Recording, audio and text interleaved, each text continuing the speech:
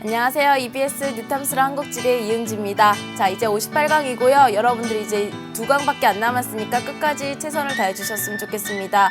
많은 학생들이 지역지리 끝나면 다 끝난 줄 알아요. 원래 인구는 저기 자원이나 공업이나 서비스처럼 앞에 인문지리로 묶여져 있었는데 여러분 선배들 교육과정부터 7차 개정 교육과정부터 이 인구가 제일 뒤로 빠졌습니다. 그래서 이 인구를 소홀히 하면 큰일 나요, 여러분. 자, 그래서 인구도 아주 중요한 부분이고요. 사실 내용이 조금 많기도 하면서 조금 어려운 부분도 있었죠. 지난 1시간 강의 동안 배웠던 개념 중에 아주 중요한 개념들이 많았기 때문에 이번 문제풀이 앞서서 우리 지난 시간에 배웠던 개념들을 한번 보고 지나가도록 하겠습니다. 자, 인구는 결국은 개념이에요, 개념. 그래서 개념이 머리에 안 들어와 있으면 그걸 적용을 못 시키거든요. 자, 그래서 첫 번째 우리가 인구를 이해하기 위해서, 즉 인구 구조를 이해하기 위해서는 각 연령층이 어떻게 구분됐는지, 몇 세를 기준으로 구분됐는지를 기억을 해주셔야 됩니다. 유소년은 0세부터 14세, 청장년이 15세부터 64세, 노년이 65세 이상이었다는 거 딱 기억을 해주시고요. 그 다음에 성비 또한 매우 중요한 개념이었죠. 자, 뭐분의 뭐? 여성분의 남성입니다. 그죠? 자, 그래서 곱하기 100을 해서 100을 넣으면 남자가 더 많은 지역, 100보다 안 되면 여성이 더 많은 지역이라고 얘기를 드렸고요. 우리나라 한국지리니까 어떠한 지역 특징을 가지는 지역에서 남촌지, 여촌지도 정리를 꼭 해두셔야 됩니다. 그 다음 중위연령.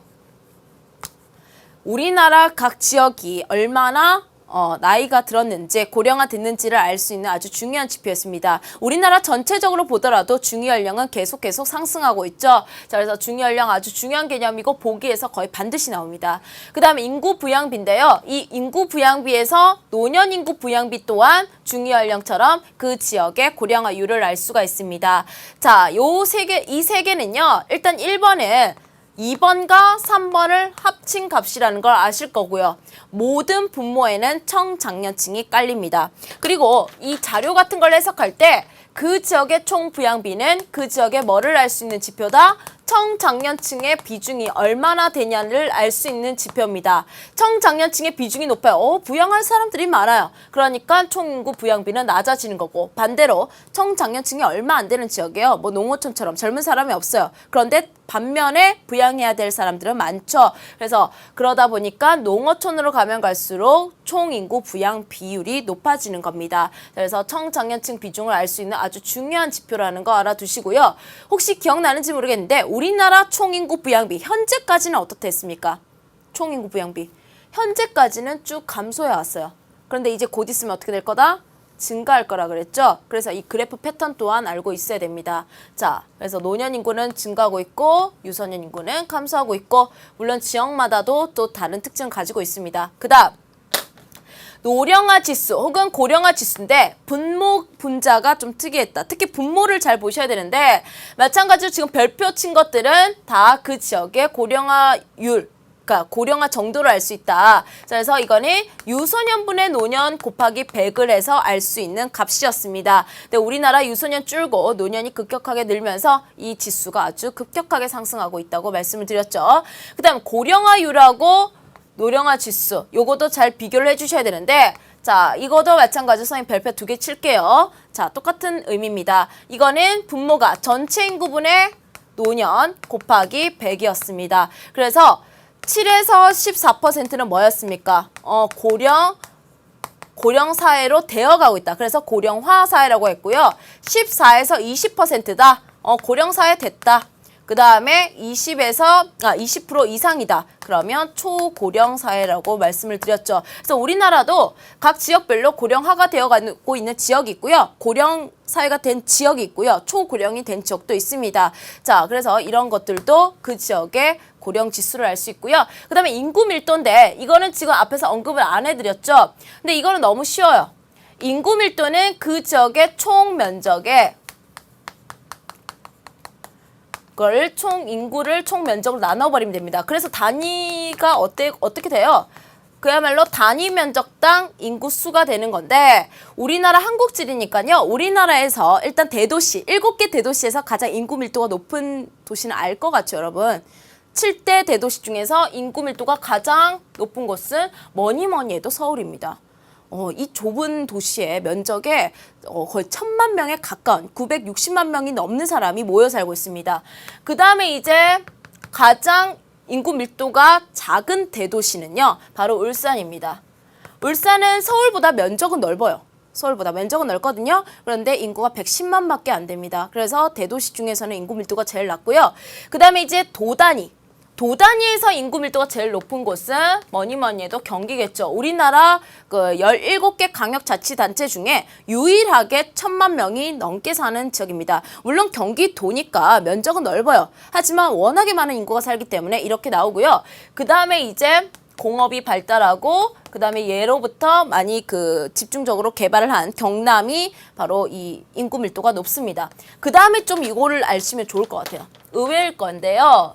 바로 제주가 세 번째로 인구 밀도가 높은 도입니다.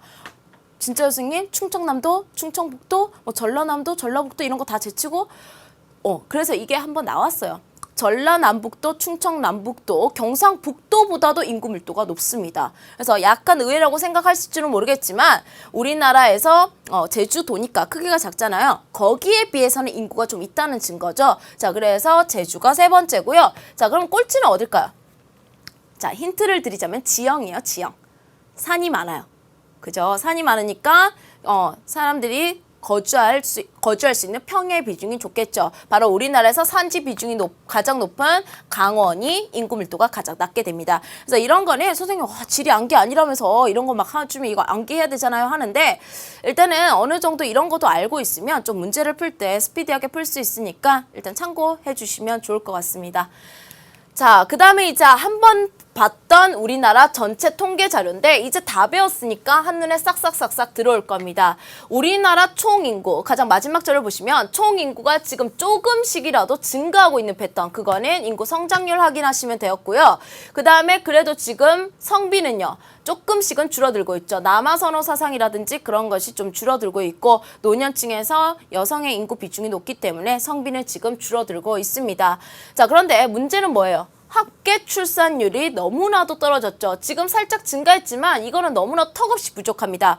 우리가 대체 가능 인구수라 그래서 지금 현재 수준의 인구를 그대로 유지하려면 꼭 필요한 인구수를 우리가 대체 가능 인구수라고 얘기하거든요. 자, 그게 몇 명이냐면 2.1명이에요. 이제 2명이서 결혼해서 적어도 둘은 낳아야지 그대로 유지가 되는데 여러 가지 경우수가 있으니까 학자들은 2.1명이라고 얘기합니다.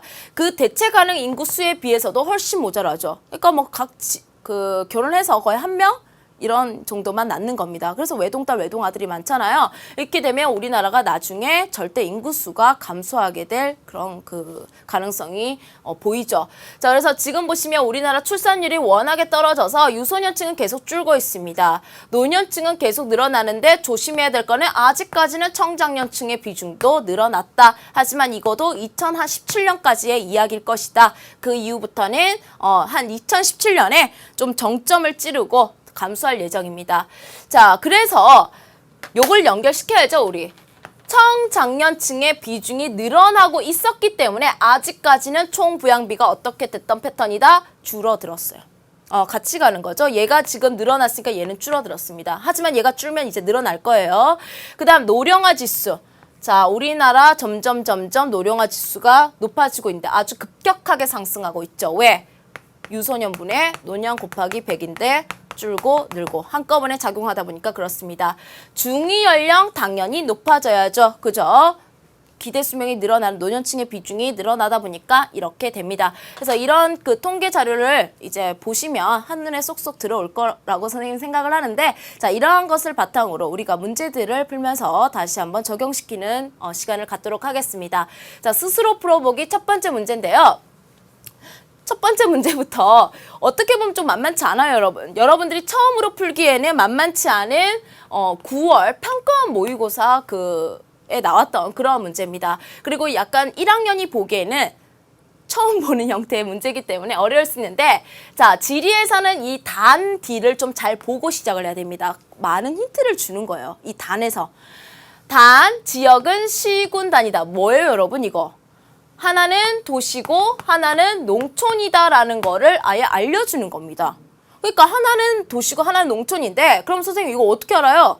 자, 지금 이게 뭐냐면 각 연령별로 전체 인구에 대한 각 연령대의 인구 비중이거든요. 인구 구성비잖아요. 아, 이 연령대는 전체 인구에서 이만큼 비중을 가지고 있구나, 이만큼 비중을 가지고 있구나를 알 수 있는 막대 그래프고요.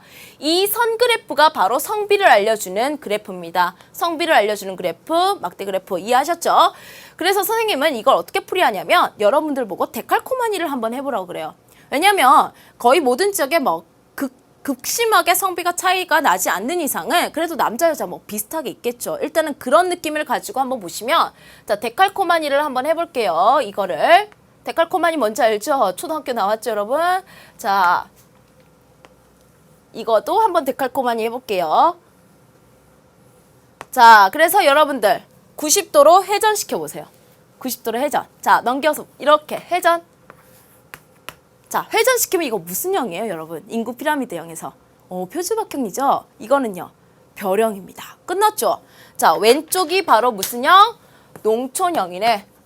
그 다음에 이 B지역이 바로 도시형이라는 것을 알 수 있습니다. 허리가 두툼하죠, 그죠? 자, 그 다음에 이제 우리가 체크해야 될 건 뭐냐면 성비를 한번 볼게요. 지금 20대에서 30대 한창 지금 결혼을 해야 될 나이대에서 성비가 무지무지하게 높습니다. 확실히 또 농촌이라는 게 확인이 되죠. 농촌은 결혼 정년기의 남성들의 성비가 너무나도 높아서 국제결혼 비율이 높다고 말씀을 드렸습니다. 자, 그 다음에 이제 어떤 지역이든지 간에 노년층에서는 여초죠. 100 이하로 떨어지죠. 그죠? 그런 것도 확인해 주시면 인구 피라미드를 잘 해석하고 있다는 증거입니다. 자, 그러면 우리 문제 풀어볼게요. A는 B에 비해 유입 인구가 적을 것이다. 당연히 농촌은 도시에 비해서 유입되는, 전입해오는 인구가 적겠죠. 농촌의 특징 설명하고 있으니까 기억은 맞고요. A는 B에 비해 도시적 성격이 강할 것이다. 여기 농촌입니다. 그래서 이 설명은 틀렸고요. 자, 디귿. 도시는 농촌에 비해 중위연령이 낮을 것이다. 자, 여러분. 자, 이런 식으로 시험 문제 나온다는 겁니다. 중위연령은 그 지역이 얼마나 늙었냐를 알려주는 지표라고 그랬죠. 어디가 더 나이가 더 많아요? 늙었어요. 아, 여기죠? 여기는 젊은 지역입니다. 젊은 지역, 늙은 지역. 자, 그렇기 때문에 이렇게 얘기하면 맞네. 맞죠? 중위연령이 낮다. 젊은 지역이다. 맞습니다.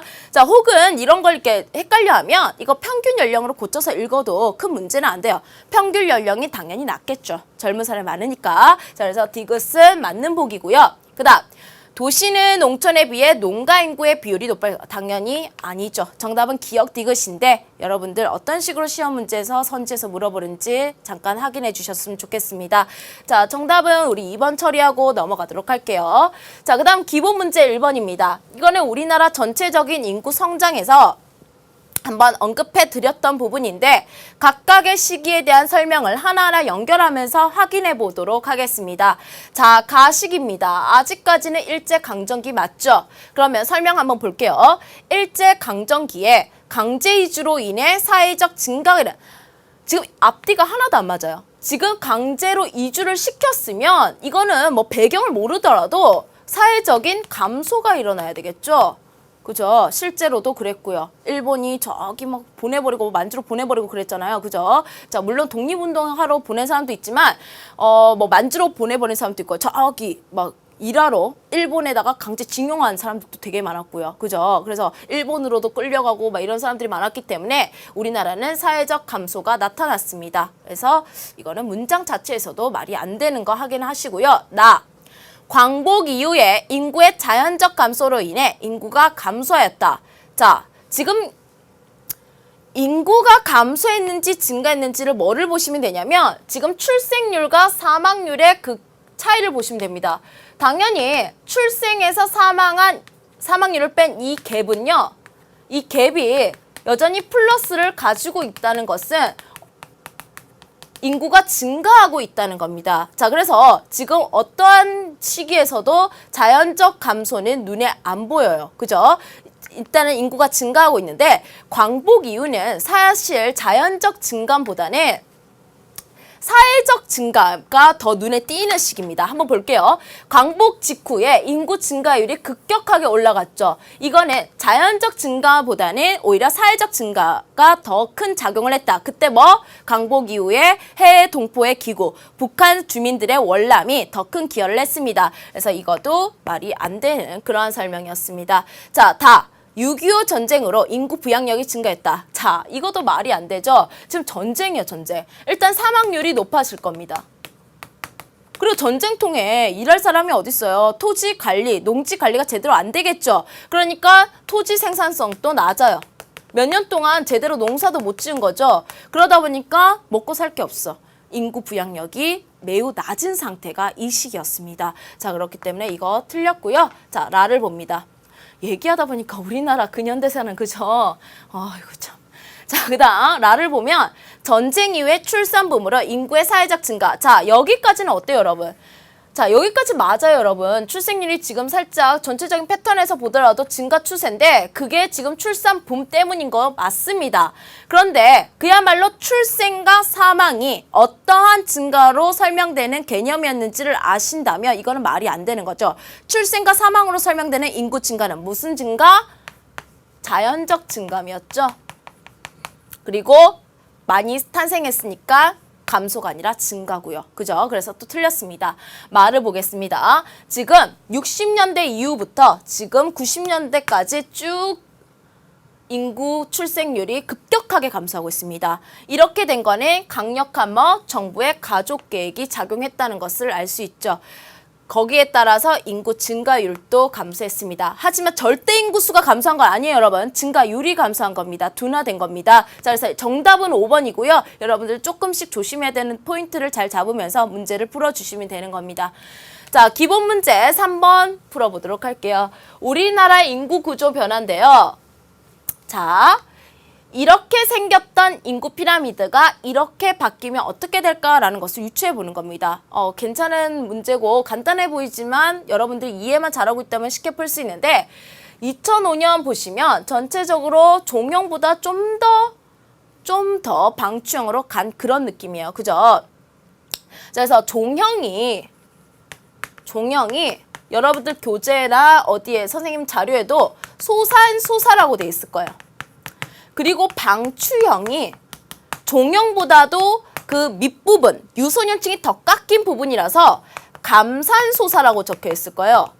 그런데 여러분들이 헷갈려 하는 게 뭐냐면 선생님 감산소사 다음에 소산소사라고 얘기하잖아요. 그죠? 근데 이때 감산소사는 소산보다도 더 줄어든 감산을 의미하는 거예요. 그래서 전체적인 그 인구 변천의 감산소사가 아니라 이거는 종형에서 방추가 된다는 거는 종형보다도 더 줄어든 유소년층을 의미할 때 이러한 표현을 쓰기 때문에 여러분들이 가끔 들고 와서 질문하는데 이때는 더 줄어든 출생률을 의미하는 겁니다. 그래서 혹시나 몰라서 높아심에 한번 얘기 들어봤고요. 그래서 우리나라는 이미 거의 방추형의 모습을 띠고 있는데 이건 거의 역피라미드의 모습을 보이고 있죠. 자, 이렇게 되면 노년층의 비중이 증가하고 유소년은 줄어들어 그런 모습입니다. 자, 동그라미 1번 중위 연령이 상승할 거예요. 계속 나오죠. 중위 연령 당연히 노년층 비중이 급격하게 증가하면서 상승할 겁니다.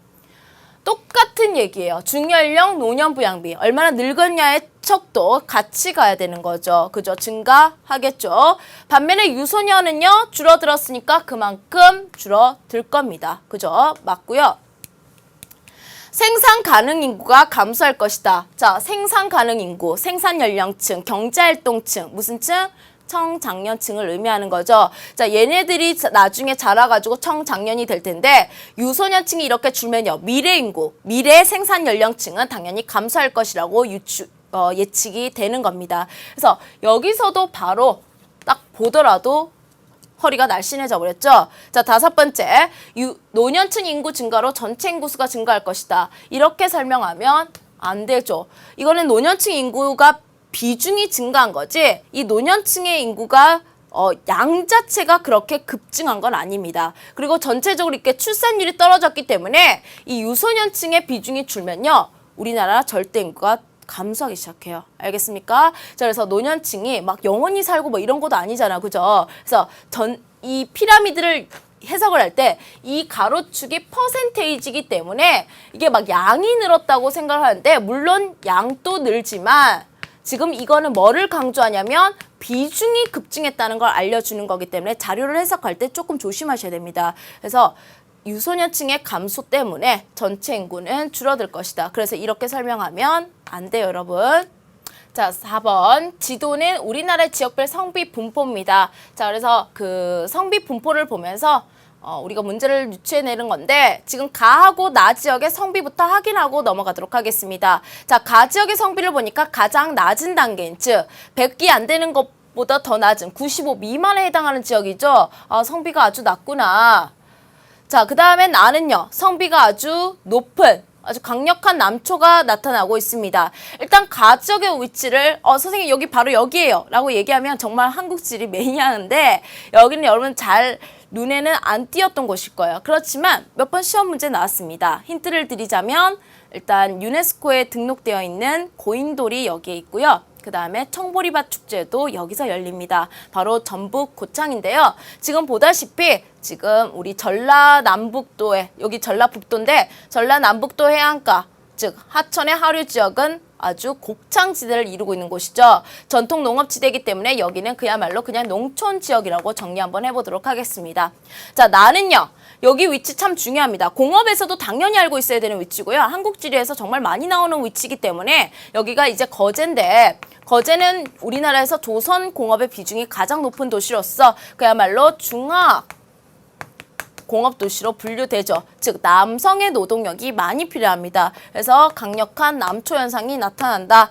자, 그러면 가 지역. 가 지역은 농촌이에요. 농촌 지역은 우리나라의 농촌은 결혼 정년기 연령층에 있어서 성비가 매우 어떻겠습니까? 아주 강력한 남초 현상이 나타난다고 했죠. 그래서 이게 국제 결혼으로 이어진다. 자, 그래서 기억은 아닌 설명으로 확인하시고요. 자, 니은 나 지역은 중화공업의 발달로 남초 현상이 나타난다. 그죠? 방금 선생님이 조선공업, 중화공업의 대표적인 사례로서 여기는 그 거제는 이러한 남성 노동력이 많이 필요하기 때문에 강력한 남초 현상이 나타나는 지역으로 맞습니다. 그래서 니은 맞고요. 자, 디귿 보도록 할게요. 강원도 지역의 성비가 높은 것은 자, 강원도 한번 확인해 보도록 하겠습니다. 자, 강원도 지금 이 휴전선 근방 지역과 그 다음에 여기 태백 정선 일대가 지금 남초 현상이 나타나는데 여기가 성비가 높은 것은 지금 여기가 군사 도시이기 때문이고 여기는 광산 도시이기 때문이죠. 광업도 1차 산업이에요. 광업도. 그냥 자원을 캐내는 산업이기 때문에 여기 중화공업 발달로 설명하면 안 됩니다. 군사도시 혹은 광산도시이기 때문에 자, 설명 틀렸고요. 제주특별자치도는 관광산업이 발달한 지역으로 그죠? 남성 인구보다 여성 노동력에 대한 고용 창출 효과 필요성이 더 크기 때문에 자, 바로 여초 현상이 나타나는 지역. 한 성비가 98 정도 됐죠. 그죠? 그래서 여성 인구가 더 많다라는 것도 우리가 지금 이 단계 구분도에서도 충분히 확인이 되는 겁니다. 정답은 4번 이렇게 처리해 주시고요. 자, 그 다음 기본 문제 5번으로 넘어가 보도록 할게요. 작년에 이 수능에서 재작년이었나? 아무튼 수능에서 이러한 문제 유형이 정확하게 거의 똑같이 나왔었습니다. 가와 나는 국내에 거주하고 있는 외국인과 관련된 지표인데요. 어떠한 지표인지 한번 봐야 됩니다. 일단 가는요. 어디에서 그 값이 높냐면 수도권과 남동 연안 지역에서 값이 높아요. 여기는 대표적인 우리나라의 공업 지역이고요. 우리나라에서 인구도 이 경부축을 중심으로 가장 많이 분포하고 있습니다. 그럼 여기에 해당할 수 있는 사례 보기가 한번 보시면 국제결혼 비율이기 때문에 절대 1번하고 2번은 답이 될 수가 없습니다. 건수였으면 몰라도 그죠? 자, 그러면 외국인 근로자 수 이거는 괜찮죠? 왜? 외국인들이 우리나라에 들어온 목적이 바로 근로의 목적으로 들어왔고 그 근로의 목적이 뭐 우리가 기피하는 제조업에서 단순 생산직, 단순 기능직에 종사하기 때문에 공업지대로 많이 들어왔습니다. 자, 그 다음에 결혼 이민자 수 이것도 괜찮아요. 단순히 수니까 이거는 양이니까. 자, 그래서 3번, 4번, 5번 중에 답이 나오는 거고요. 그 다음 나를 봐야 완벽히 답이 잡히겠죠. 자, 이거는 지금 어디에서 값이 높냐면 일단 대충 축을 한번 잡아보니까 태백 산맥 아래쪽 산간지역과 소백 산맥 산간지역, 그리고 우리나라 그 전통 농업지역을 아우르고 있습니다. 자, 바로 이거는 여기서 유일하게 국제결혼 비율로 설명되는 이게 답이 되는 거겠죠. 자, 그래서 건수냐 비율이냐 선생님 늘 조심하라고 했고요. 정답은 3번 이렇게 되는 겁니다.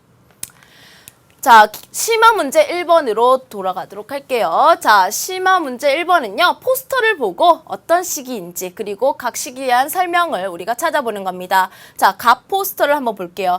딸아들 구별 말고 둘만 낳아 잘 기르자. 자, 둘만 낳으라고 얘기하고 있습니다. 우리나라 60년대는 많이 낳지 말라 그랬고 70년대는 둘만 낳으라 그랬죠. 한 70년대 포스터 같아요. 자, 그 다음에 아빠 혼자는 싫어요. 저도 동생을 갖고 싶어요. 지금 출산 장려 정책을 하고 있는 포스터입니다. 요즘에도 계속 이런 거 붙어있죠. 그죠? 자, 출산율을 낮추기 위한 정책이다. 그죠? 자, 강력한 가족계획 정책을 시행하고 있는 그러한 모습입니다. 자, 그래서 가는 설명 정확히 맞고요. 갑이 맞는 거죠. 갑. 자, 가정책으로 인해 고령화 현상이 완화됐다. 자, 고령화 현상을 나타낼 수 있는 여러 가지 지표들이 있습니다. 고령화 현상을 알 수 있는 지표들은요, 뭐 중위 연령도 돼요. 그 다음에 고령화율도 되고요. 그 다음에 고령화 지수, 노령화 지수도 됩니다. 그 다음에 뭐 노년 부양비, 이 4개 정도가 고령화 현상의 정도를 알 수가 있는데, 당연히 지금 유소년의 비중을 줄이는 거잖아요. 이렇게 되면 당연히 이러한 수치값들은요, 노년 비중을 높임으로써 고령화 현상을 더 상승시키는, 더 빠르게 상승시키는 그런 요인으로 작용을 했죠. 자, 그렇기 때문에 이거는 아닙니다. 유소년층이 줄기 때문에. 아시겠죠? 자, 그 다음 병. 나정책은 현재도 추진되고 있다. 그죠? 아직까지도 뭐 계속 출산 장려를 하고 있죠. 그런데도 잘 안 되고 있죠, 여러분. 그죠? 그래서 병은 맞는 설명입니다. 현재 인구 문제를 해결하기 위해서는 나정책이 필요하다. 그렇죠? 현재 인구 문제가 뭐예요, 여러분? 저출산, 고령화. 아무튼 저출산 문제, 현재 인구 문제 맞고 나정책 필요한 것도 맞죠? 그래서 정답이 갑병정. 상답은 4번 처리하고 넘어가도록 하겠습니다. 자, 심화 문제 2번입니다. 여러분 별표 5개 치시고요. 자, 긴장하고 자, 우리 문제 풀도록 하겠습니다. 이런 문제 충분히 내신에서도 1등급 나뉘는 문제로서 충분히 낼 수 있고요. 그러면 여러분들이 이런 거 어떻게 접근해야 되는지 앞에서 알려드렸기 때문에 포인트를 먼저 떠올려 보면, 총 인구 부양비는 유소년 인구 부양비하고 노년 인구 부양비를 더한 거였고, 그 다음에 선생님이 청장년층은 뭘로 두면 좀 좋다고 했다? 100으로 두고 생각을 하면 좋다고 했고, 그 다음에 총 인구 부양비하고 청장년층은 뗄래야 뗄 수 없는, 즉 반대로 가는 방향이지만 정확하게 그 비중을 한눈에 읽어볼 수 있는 수치라고 말씀을 드렸습니다. 이거 3개 머릿속에 싹 넣으면서 이거 한번 접근해 보도록 하겠습니다. 가로축은 지금 총 부양비고요. 세로축이 노년입니다. 어찌됐든 간에 3가지 중에서 2가지를 알기 때문에 우리는 자연스럽게 유소년 부양비도 알 수 있는 거죠. 자, 그러면 선생님이 여기다가 지금 표를 그려볼 테니까 전체적으로 우리가 좀 알고 접근을 하면 좋으니까 한번 보도록 하겠습니다. 지금 선생님 뭐를 할 거냐면 A, B, C 각 지역의 유소년 부양비 찾고 시작하려고요. 그죠? 자, 그래서 노년 부양비가 A가 지금 13, 그 다음에 여기는 9, 그 다음에 여기는 33. 총은요, 여러분들 읽어내면 됩니다. 33, 57 정도 되죠. 1, 2 차이에 큰일 나지 않아요, 여러분. 선생님, 저는 이게 몇 수로 보이는데, 그 정도 숫자 1, 2 차이는 큰일 나지 않으니까 그냥 적으시면 되고요. 그 다음에 빼기 해보면 이렇게 나와요. 이건 너무 쉽죠? 자, 이렇게 나왔습니다. 그러면 문제 접근해 보도록 하겠습니다. 자, A는 시도 중에서 청장년층의 비중이 가장 낮다. 자, 이러한 보기. 청장년층의 비중이 가장 낮은지 안 낮은지는 여기서 총 부양비가 어떠면 되죠? 총 부양비가 가장 높으면 될 거 아니에요. 그런데 지금 어때요? 총 부양비가 가장 적죠? 그럼 뭐예요? 지금 총부양비가 어떠한 지역보다 더 적게 든다는 거네. 그만큼 청장년층의 비중이 빵빵하다는 거예요. 튼튼하다는 거예요. 그러니까 청장년 비중이 가장 어떻게 얘기해야 돼요? 가장 높다고 얘기해야 되겠죠. 그죠? 거꾸로 가야죠. 총부양비가 가장 낮으니까 청장년층 비중은 가장 높다. 자, 그래서 기억은 틀렸습니다. 자, 요거 기억해 주시고요. 그 다음 B의 고령화 지수는 100 이하다. 자, 고령화 지수는 노령화 지수 똑같은 거예요. 자, 유소년분의 노년 가겠습니다. 자, 여기 가면 되죠. 노령화 지수는 유소년분의 노년 곱하기 100이다. 자, 그렇기 때문에 지금 당연히 100 안 되죠. 자, 그래서 니은은 맞습니다. 자, C는 시도 중에서 중위연령이 가장 낮다. 자, 중위연령은 그 지역의 고령화 현상의 정도를 알 수 있다. 그러면 이 ABC 중에서 지금 노년 부양비가 가장 많은 것을 통해서 가장 늙었죠. 중위연령 가장 당연히 높겠죠. 평균연령 높을 거 아니에요. 그죠? 자, 그렇기 때문에 가장 높다라고 얘기해야 됩니다. 선생님 어렵다 해놓고 별로 안 어려운데? 별로 안 어렵네. 그죠? 자, 그런데 요거예요. 모든 시도의 청장년층 인구비는 60% 이상이다. 자, 또 나왔습니다. 청장년층의 인구비, 청장년층의 비중 같은 말이에요. 그게 60% 이상인지 아닌지 어떻게 알아요, 선생님? 자, 그러면 여러분 보세요. 어떠한 한 지역만 보시면 다른 지역은 이게 설명이 되는 거예요. 무슨 말이냐? 청장년층의 인구비가 제일 낮은 지역을 보면 될 거 아니에요. 제일 낮은 지역을 구하면 나머지가 어떤지 알 거 아닙니까? 무슨 말이냐? 지금 이 16개 시도 중에서 찍혀있는 점 중에서 가장 총부양비가 많이 드는 지역이 어디였습니까? C였죠. C가 지금 총부양비가 가장 많이 들었단 말이지. 그러면 이 말은 C가 지금 청장년층의 인구비가 제일 작은데 그럼 얘보다는 다 높을 거 아니야. 그러면 얘가 몇 %인지 알면 이 말이 틀린지 맞은지 알 거 아닙니까? 그러면 요거 한번 구해볼게요. 자, 일로 슉 와서 내가 항상 청장년층의 비중을 뭘로 두고 시작하라? 100으로 두고 시작을 했습니다. 그러면 얘가 C가 유소년은 24 부양하는 거고 그 다음에 노년은 33 부양한 거죠. 사실 이렇게 계산 안 해도 돼요. 왜? 지금 총부양비가 57이니까 그냥 다 더하면 나머지가 57이니까 청장년 더하면 157이겠지. 거기다가 청장년 비중이죠. 곱하기 100 해주는 겁니다. 이거 이 제일 낮은 지역조차도 60을 넘어요. 계산하면. 청장년 비중이 제일 낮다고 하는 지역 C가 계산을 하면 60% 넘어. 그럼 다른 지역은 더 넘겠죠? 더 튼튼하겠지? 막 70% 되는 지역도 있고 그렇겠죠. 그죠? 자, 그렇기 때문에 가장 낮은 지역을 구하고 그 지역이 얼마 이상이냐를 구하면 이게 맞는지 틀린지 아는데 당연히 이것도 맞는 그러한 보게 됩니다. 자, 그래서 이거 처음에는 여러분들이 어떻게 접근해야 되는지 모르기 때문에 문제를 못 푸는데 이런 거 머릿속에 쏙 놓고 접근하시면 됩니다. 자, 그럼 3번 문제로 갈게요. 자, 3번 문제입니다. 선생님 아직도 기억나 이거. 정확하게 이거 선생님이 2012학년도 수능 마지막 문제였던 걸로 기억하거든요. 20번 문제. 아이들이 이 문제를 막 어떻게 막 풀어야 될지 몰라가지고 막 울고 왔던 그런 문제인데 그 수능 문제를 조금 변형시킨 문제예요. 자, 심화 문제스러운 문제고 아마 학생들이 이런 문제 보면 짜증부터 막 나요. 어려워하는데 천천히 한번 접근해 보도록 하겠습니다. 자, 자료 해석 문제요. 자료 해석 문제 치고는 조금 어려운 문제입니다. 자, 동그라미 1번. 외국인 근로자 수는 서울이 경기보다 많다. 1번부터 막혀요. 어떻게 알아요, 선생님? 자, 외국인 근로자 수니까 지금 왼쪽 자료는 필요 없고요. 오른쪽 자료를 일단 보시면 인구 1000명당 외국인 근로자 수죠. 이거는 지금 모든 지역을 똑같이 조건을 만든 겁니다. 무슨 말이냐면 1000명을 기준으로 했을 때 거기가 몇 %냐 이렇게 똑같이 조건을 만든 거기 때문에 이게 양으로 늘려도 그걸 우리가 해석할 수 있단 말이지. 자, 서울이 지금 몇만 명이에요? 약 1000만 명이죠. 1000만 명.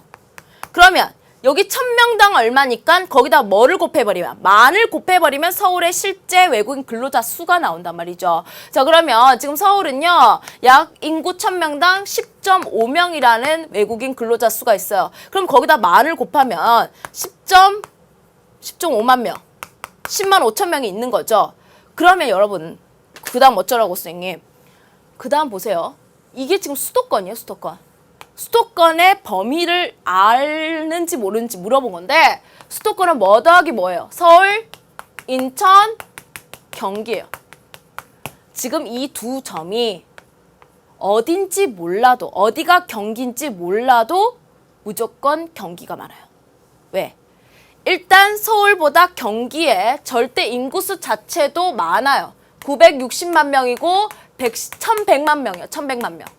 절대 인구가 많은데 어찌됐든 간에 이 점도 서울보다 오른쪽에 있고 이 점도 서울보다 오른쪽에 있기 때문에 굳이 어떤 점이 경기인지 몰라도 알 수 있단 말이죠. 무조건 많아요. 그죠? 자, 그렇기 때문에 이 설명은 맞습니다. 그럼 선생님, 서울하고 경기 인구수 알고 있으라는 얘기예요? 알고 있어야죠, 여러분. 수도권에서도 이 인구 변화 비중 같은 거 어디가 전입이 많고 전출이 많고 서울의 인구가 빠져서 어디로 가는지 그거 물어보는 자료가 많기 때문에 당연히 이 정도는 알고 있어야 됩니다. 그래서 좀 어려운 거죠. 어느 정도 배경 지식이 있어야 되니까. 자, 그래서 맞고요. 실제로 그럼 경기는 어디냐? 실제 경기가 여기예요, 경기가. 경기는 우리 수도권 중에서도 그 제조업 업체 수도 많고요. 그 다음에 뭐 생산시설이라든지 그리고 면적도 넓기 때문에 당연히 인천보다도 그런 시설들, 생산시설들이 많겠죠. 그래서 이게 인천인데 굳이 몰라도 알 수 있다는 거죠. 자, 두 번째, 전체 외국인 근로자의 절반 이상이 수도권에 거주하고 있다. 자, 일단 전체 외국인 근로자 수를 물었습니다. 근로자 수가 몇만 명이에요? 44만 명입니다. 읽어준 거예요. 읽어준 거. 자, 그 다음에 절반 이상이 수도권에 거주하고 있다고 얘기했는데, 자, 일단 보시면 지금 서울을 포함한 수도권은요, 외국인 근로자 수의 1000명당 비율이, 1000명당 근로자 수의 비율이 전국 평균보다도 높아요. 그래서 많은 거 맞아요. 와, 뭐예요, 선생님? 자, 여기 한번 보세요, 여러분. 항상 양가 비율의 싸움인데 아무리 1000명당 근로자 수의 그 수가 많아도, 자, 1000명당 근로자 수가 많아도 실제 여기가 다른 지역보다도 인구가 작은 지역이면 이 파이 값이 얘보다 작을 수 있어요. 근데 여러분 뭘 알고 있어요? 우리나라 수도권은 우리나라 전체에서도 인구의 뭐 얼마가 살고 있다? 절반이 살고 있는 거죠. 자, 그렇기 때문에 자, 외국인 전체 그 수에서 만약에 한쪽이 수도권이 차지하고 있고요. 그러니까 우리나라 전체 인구가 이게 수도권이죠. 반이 수도권이죠. 그럼 나머지가 비수도권이라고 쳐봐요. 그러면 어찌됐던 간에 1000명당 근로자 수가 평균보다 많다는 거는 얘가 전체 근로자 수의 파이가 더 많다는 겁니다. 이렇게 되는 거예요, 이렇게. 자, 그래서 여러분들이 이 수도권이 우리나라 전체 인구에서 차지하는 비중이 반 이상이라는 걸 알아야 이게 또 당연히 맞다는 걸 알 수가 있어요. 근데 모르더라도 한번 해볼까요, 여러분? 그러면 정말 그 세세하게 접근을 한번 해보면, 자, 서울은요, 아까 했죠? 아까 이게 한 10만 5천 명 정도 되었죠? 10만 5천만 정도. 그 다음에 경기는요, 이게 한 16만 명 정도 되어 있네. 그 다음에 인천 이거 260만에다가 이거 해보면 한 3만 나와요. 그러면 이게 한 30만 가까이 되기 때문에 절반 이상인 것도 또 이렇게 하나하나 계산해도 나오기는 합니다. 아무튼 이거는 우리나라가 이렇게 한꺼번에 딱 이 보기만 읽어도 해결할 수 있는 거는 우리나라 수도권이 실제 양도 절반 이상을 차지하고 있고, 절반 정도 차지하고 있고, 거기다 비율도 절반 이상이 차지하고 있기 때문에 당연히 그렇게 또 계산해낸 양 또한 절반 이상 맞습니다. 그래요. 자, 3번. 국내 외국인 주민 현황에서 성비가 가장 높은 것은 국제결혼 이주자다. 자, 국제결혼 이주자 볼게요. 국제결혼 이주자는요, 지금 10만 명이에요. 10만 명인데 그 중에 여자가 몇만 명이에요? 8만 명이고 남자가 한 2만 명 되죠? 그러면 성비 어떻게 계산했습니까? 여성분의 남성 곱하기 100이었으니까 이거는 성비가 25밖에 안 되는데 다른 것과 비교해서도 월등히 낮습니다. 그렇기 때문에 가장 높은 것이 아니라 가장 낮은 것 이렇게 얘기해 주셔야 됩니다. 가장 높은 것은요, 외국인 근로자예요. 그죠? 자, 가지역은 국제결혼 이주자 대비 외국인 근로자 비율이 가장 높다. 자, 가지역 보겠습니다. 그대로 읽어보면 돼요. 국제 결혼 이주자 수 대비 외국인 근로자 수 이거죠. 아무리 높게 잡아도 1.8명당 2.5가 피크예요. 1.8명당 2.5. 그런데 수도권은요. 이게 얼마 차이가 안 난다는 걸 좀 조심해야 돼요. 이게 얼마 차이가 안 나. 2.6명당 16. 이거 한 적어도 한 6배 정도 차이 나죠. 국제 결혼 이주자 대비 외국인 근로자 수가. 그죠? 근데 이거는요. 한 1점 몇 배? 그죠? 이것 또한 또 어디냐면 수도권이에요. 자, 그래서 이것분에 이거를 읽어주면 돼요. 그죠? 이렇게 읽어주면 당연히 그 끝이 바로 수도권에 해당한다. 나 지역은 총인구 대비 외국인 근로자 수가 가장 많다. 자, 총인구 대비. 자, 총인구 대비라는 건 뭐냐면 그 지역의 양을 알면 되는데 지금 이거는 사실 다 필요도 없는 게 뭐냐면 지금 조건이 똑같단 말입니다. 인구 1000명당으로 다 환산을 했기 때문에 이거는 양을 늘려도 실제 대구광역시의 양, 나 지역 전체 양을 늘려도 얘도 같이 늘어나요. 얘도 같이 늘어나고 얘도 같이 늘어날 거 아니야. 근데 여기 가지고 있는 비중도 같이 늘어나겠죠. 즉 이렇게 생긴 비중이 이게 커져도 똑같은 비중을 가지고 있다는 거죠. 원래 이만큼 비중인데 커져도 이만큼 비중이야. 그럼 얘는요. 표현 한번 해볼게요. 외국인 근로자 수가 요 정도 비중이에요. 당연히 1000명 일 때 크기가 요거보다 작겠죠. 근데 양도 작단 말이지. 어때요, 여러분? 똑같습니다. 그래서 이거는 뭐 계산 안 해도 1000명당 외국인 근로자 수 그대로 읽어내면 됩니다. 그래서 인구 대비라고 환산을 하더라도 근로자 수가 제일 많은 지역도 수도권이죠. 자, 그래요. 힘들고 어려운 거 맞는데 그래요. 이게 한 번에 이해되면 여러분들 당장 수능 치러 가야죠. 자, 아무튼 여러분들 좀 천천히 한번 선생님 해설 여러분 들으면서 이해해 주셨으면 좋겠고 고3들도 힘든 문제였습니다. 자, 그래서 힘내시고 자, 단원 종합으로 빨리 넘어갈게요. 단원 종합은 1번, 2번이 앞에 풀었던 기본 문제하고 너무 중복되는 부분이 많기 때문에 3번 문제로 바로 가겠습니다. 2010년에서 2030년은 이렇게 됐답니다. 눈에 띄는 거는 유소년 비중이 많이 줄었고요. 그 다음에 청장년층도 지금 대충 봐도 조금 줄었거든요. 대신에 노년은 많이 늘었습니다. 아무튼 이 정도 포인트만 가지고도 문제를 풀 수 있겠죠. 총 부양비가 높다. 어떻습니까? 청장년이 지금 줄었기 때문에 총 부양비는 당연히 증가할 겁니다. 이게 또 우리나라의 추세였죠. 2017년부터 이렇게 될 거예요. 자, 2번 중위 연령이 높다. 계속 나오고 있습니다. 늙었죠. 높죠. 평균 수명이 길다. 노년층의 비중이 늘는 걸 보니까 기대 수명, 평균 수명이 길어진 거 알 수 있습니다. 노령 부양비가 높다. 그렇죠. 지금 청장년이 부양해야 되는 비중이 지금 증가를 했죠. 맞습니다. 유소년층의 인구 비중이 크다. 아, 이거는 지금 아니죠. 그죠? 자, 그래서 정답은 5번이 틀렸고요. 좀 쉽게 해결되는 그런 단원 종합 문제였네요.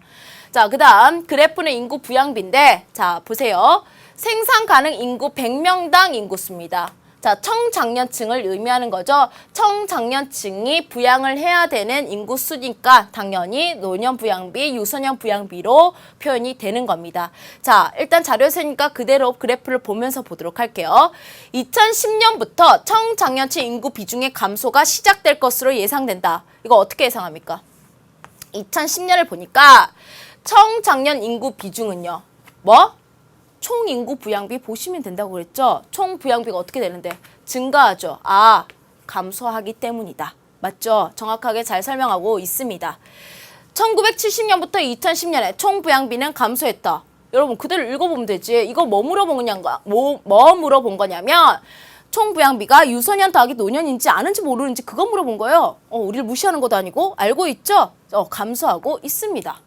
2020년 이후 노년 인구가 유소년 인구보다 많아질 것이다. 자, 눈 뜨고 보시면 되죠. 자, 어때요? 얘는 커지고 얘는 그대로니까 점점 더 지금 추월하고 있다는 거죠. 이전까지만 하더라도 유소년의 비중이 그래도 좀 더 높았는데 2020년을 기점으로 지금 노년이 폭발적으로 비중이 높아지고 있습니다. 자, 그래서 3번 또 맞고요. 2060년에 고령화 지수가 약 600일 것이다. 자, 하나도 어렵지 않죠. 유소년분의 노년 곱하기 100인데 자, 2060년 유소년의 비중 20입니다. 그러면 더해서 100이니까 얘가 얼마예요? 80이죠? 20, 80 곱하기 100 얼마요 여러분? 400이지. 틀렸죠? 4번이 틀렸습니다. 5번 2060년에 노년 인구의 비중은 약 40%일 것이다. 자, 선생님이 항상 이런 거 나오면요. 일단 우리 세로축에 생산 가능 인구 100명당이라는 것이 전제가 되어 있기 때문에 늘 얘기하지만 청장년을 얼마나 두고 100으로 두고 시작하면 좋다고 했는데 아예 자료 자체에서 그걸 언급해주고 있는 거죠. 거기다가 지금 노년 인구 비중이 80, 그 다음에 이게 20. 그러면 전체 인구가 몇 명인 가정이에요? 다 더하면 200명이라고 가정할 때 노년은요 80 곱하기 100 하면 40%일 것이다. 맞는 겁니다. 그죠? 자, 그래서 이렇게 5번 넘어가도록 하고요. 그 다음에 이제 나머지 보도록 하겠습니다. 자료 해석이기 때문에 여러분들 그 자료를 선생님이 이걸 펼쳐놓고 보기를 보도록 할게요. 기억. 한국인 남성과 외국인 여성의 국제 결혼 건수는 자 외국인 여성인가 외국인 아내 얘기하는 거겠죠. 외국인 아내의 건수는 한국인 여성과 외국인 남성의 건수보다 많다. 맞죠? 외국인 아내를 맞이한 건수가 훨씬 더 많습니다. 기억은 너무 쉽게 맞고요. 국제 결혼에서 외국인 여성과 외국인 남성의 국제 결혼이 차지하는 비중은 2006년이 2000년보다 높다. 여러분 이게 정신이 약간 오락가락할 때 저 뒷문제 풀면요. 이 글씨 읽다가도 막 집중이 흐려져요. 막 그런데 일단 집중을 하고 자 외국인 남성과 결혼한 여성의 비중은요. 자 2006년하고 2000년을 비교하는 거죠. 전체분의 외국인 남편, 전체분의 외국인 남편 어느 시기가 훨씬 비중이 높습니까? 전체분의 이게 그래도 비중은 높죠. 그죠? 비율을 물었으니까 그래서 2000년이 오히려 비중이 높다고 얘기해야 되는 겁니다. 니은은 틀렸고요. 디귿 외국인 남성과 결혼하는 외국인 여성 자 그래요. 국적이 베트남이 차지하는 비중은 2000년 전반기보다 후반기 높다. 자 일단 여기 딱 나와 있죠. 자 외국인 아내의 국적이 지금 베트남을 물어보고 있습니다. 자 베트남이 2005년을 기준으로 그 전에는 전체에서 차지하는 비중이 낮았습니다. 그런데 후반기로 가니까 전체에서 차지하는 비중이 어떻게 됐어요? 전반기보다 훨씬 높아졌죠. 자 그렇기 때문에 디귿은 맞는 설명이고요. 리얼 2005년 이후에 이 모두 국제 외국인 아내든 외국인 남편이든 지속적으로 감소하고 있다라고 물어보는데 지속적은 아니에요. 지금 감소하다가 증가하는 포인트가 있습니다. 바로 이 외국인 아내가 2010년에 살짝 증가를 하기 때문에 예외가 발생하죠. 그래서 이거는 너무 쉬운 자료 해석인데 집중력을 조금 발휘해 주셔야 됩니다.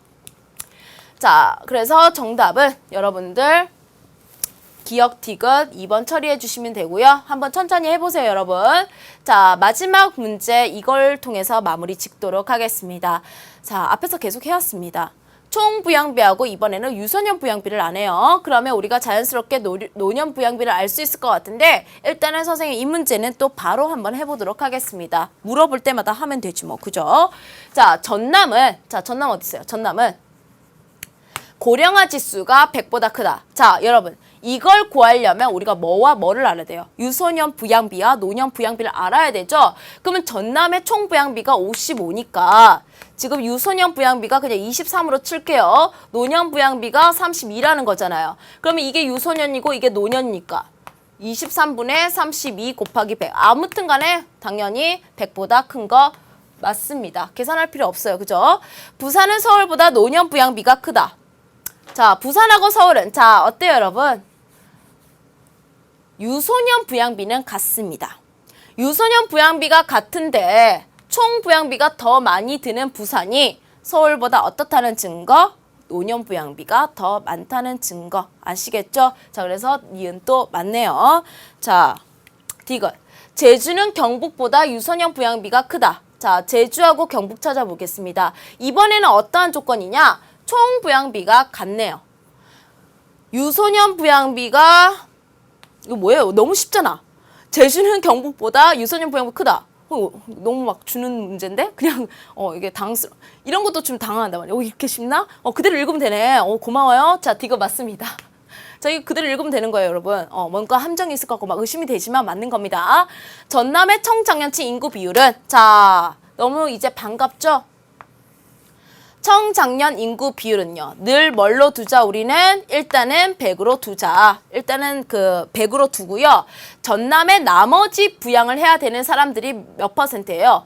55라고 치는 거죠. 즉 155명이 살 때 그중에서 청장년층이 100명인 거죠. 곱하기 100을 하면요. 이게 약 한 3분의 2 곱하기 100이니까 이게 70이 안 돼요. 계산을 해보면. 지리는 막 수학이 아니기 때문에 대충 봐도 이게 계산이 되도록 나와요. 대충 봐도 이게 75는 미치지도 못하기 때문에 자, 당연히 이거는 아닙니다. 포인트 아시겠죠, 여러분 이제? 자, 그래요. 자, 좀 힘든 문제가 있었습니다. 그 문제만 좀 여러분들이 잘 해석해서 처리를 해 주셨으면 좋겠고요. 자, 인구까지 다 했습니다. 다음 시간은 자, 지역개발이거든요. 이 부분은 너무 쉬워요, 여러분. 그래서 그 포인트만 잘 잡으면 되니까 너무 큰 부담 가지지 않고 들어오시면 될 것 같습니다. 일단 인구에서 참 많은 것을 했기 때문에 이제 다 하신 거고요. 이제 우리 마무리 59강과 60강에서 끝마무리 잘 짓도록 할게요. 여러분 너무 고생하셨고요. 다음 시간에 반가운 얼굴로 만나도록 하겠습니다.